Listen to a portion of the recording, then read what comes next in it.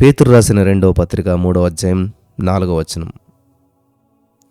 ఆయన రాకడను గురించినటువంటి వాగ్దానమేమైను పితరులు నిద్రించినది మొదలుకొని సమస్తమును సృష్టి ఆరంభమును ఉన్నట్టే నిలిచిన్నదని చెప్పుదురని మొదట తెలుసుకొనవలను.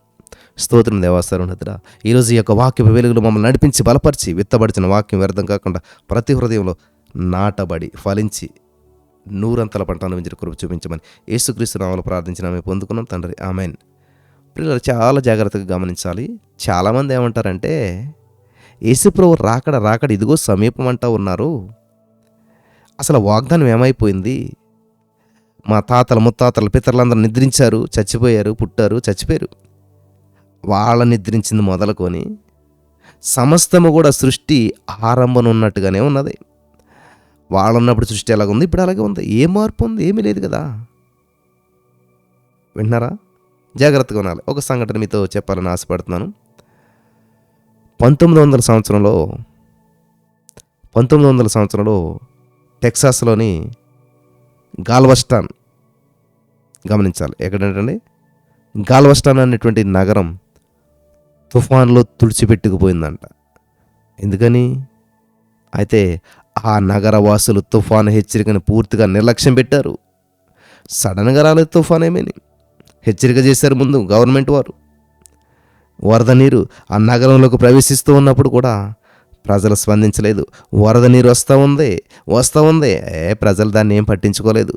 ఎంత వరద వచ్చినా ఏదొచ్చినా కూడా ప్రజలు పట్టించుకోలేదు, స్పందించలేదు. వరద నీరు వస్తూ ఉన్నా సరే వాళ్ళు మామూలుగా తమ పనుల మీద వాళ్ళు వెళ్ళిపోయారు. ఆ వరద నీరు ఆ వాకిటిలోకి వస్తుంటే చిన్న చిన్న పిల్లలు ఆ కాగితపు పడవలు చేసి ఆ వరద నీటిలో వేసి ఆడుకుంటూ ఉన్నారంట. ఇలా జరుగుతూ ఉంది ప్రియులరా, గమనించాలి. గవర్నమెంట్ హెచ్చరిక చేసింది, అయినా సరే పట్టించుకోకుండా ఆ వరద నీరు వస్తున్న ఎవరి పనులు వాళ్ళకి వెళ్ళిపోయారంట. ఈ గాల్వెస్టన్ నగర వాతావరణ సంస్థ డైరెక్టర్ అయినటువంటి ఐజక్ క్లైన్ గారు పొరపాటున అది అంత ప్రమాదకరమైనటువంటి తుఫాను కాదని చెప్పాడు. వింటున్నారా? అదేమంత ప్రమాదకరం కాదు అని చెప్పాడు. అతని మాటలు అనేకులు విశ్వసించారు. చరిత్రలో అంతవరకు గాల్వెస్టన్ తుఫాన్ తాకలేదు, ఎప్పుడు అటువంటి తుఫాన్ రాలేదు.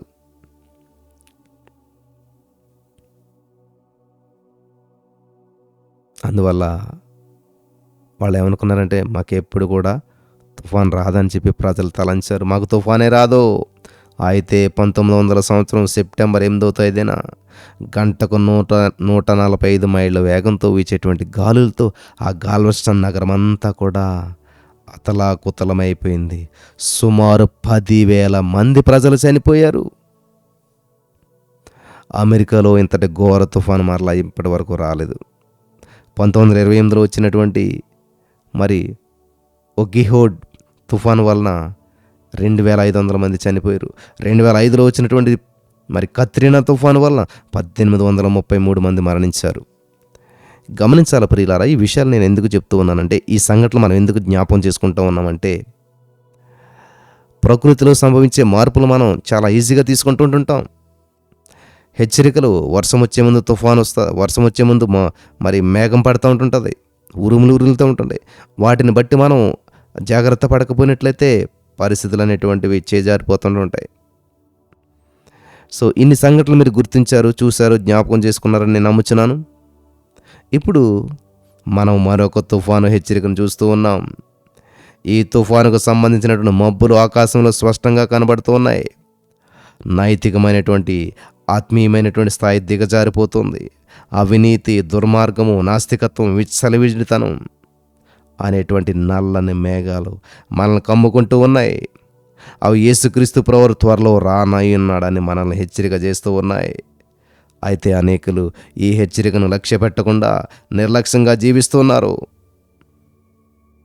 ఇప్పుడెక్కడ యేసు ప్రభువు వస్తాడు అని చెప్పి నిర్లక్ష్యంలో జీవిస్తున్నారు. మనం అటువంటి వారితో జత కట్టొద్దు. రాబోయేటువంటి వినాశనాన్ని తప్పించుకొనటానికి యేసుక్రీస్తు ప్రభువును మనం శరణు వేడుకోవాలి. యేసు ప్రభువును మనం ఆశ్రయించాలి. యేసు ప్రభువును మన రక్షకుడిగా స్వీకరించాలి. ఆయనే మన రక్షకుడు, ఆయనే మన విమోచకుడు. కాబట్టి ఇదిగో ఇదే అనుకూల సమయం, ఇదే రక్షణ దినమని చెప్పి దేవుని వాక్యం సెలవిస్తూ ఉంది. హల్లెలూయా. ప్రతిరోజు ప్రభు సన్నిధిలో మనం దేవుని యొక్క సన్నిధిలో అనుభవిస్తూ దేవుని రాకడకు సిద్ధపడి ఉండాలి. In the name of Jesus. ఇంకా బాప్తిసం పొందలేదా, ఇంకా యేసుప్రభుని స్వీకరించలేదా, యేసుప్రభుని నమ్మి కూడా లోకానుసారంగా జీవిస్తున్నట్లయితే, యేసుప్రభుని నమ్మిని కూడా వాటిలో జీవిస్తున్నట్లయితే, యేసుప్రభు వారిని నమ్మి బాప్తిసం పొంది కూడా ఈ లోకానుసారమైన పద్ధతుల్లో కొనసాగుతున్నట్లయితే, ఇదే అనుకూల సమయం, ఇదే రక్షణ దినం. వాటన్నిటిని విడిచిపెట్టి దేవునికి సమీపంగా, లోకానికి దూరంగా ఈ లోకాసులను సమాధి చేసి దేవుని మీద ఆశతో మరి అనేక మందిని ప్రభావితం చేస్తూ జీవిస్తూ మన ముందుకు వెళ్ళిపోవడానికి పరిశుద్ధాత్మ దేవుడు మనకందరికి సాయం చేసి నడిపించి బలపరచును గాక. ఆమేన్.